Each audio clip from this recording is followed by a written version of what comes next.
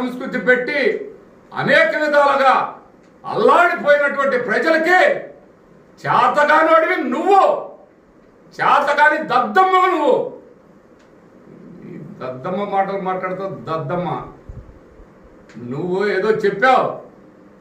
నువ్వు 160 కోట్లు నాకెందుకు ఇవ్వాలా పనికిమాలినోడా? నువ్వు పనికొచ్చేవాడు అయితే నువ్వే ఈ ప్రజలకి మంచినీళ్ళు సప్లై చేయాలి కదా. నీకేమాత్రం నువ్వు పనికి వచ్చేవాడు అయితే నువ్వేమాత్రం ప్రజల్ని గాలి వదిలేశానని నన్ను అడుగుతున్నా. ఆ మాట నేను అడగాలి నిన్ను. ఎక్కడ కూడా ఈరోజు మంచినీటి సమస్య అనేది ఏ విధంగా కూడా ఏ ఇంటి దగ్గర కూడా ఏ గడప దగ్గర కూడా లేకుండా ఇవాళ మంచినీరు సప్లై చేస్తుంది మేము.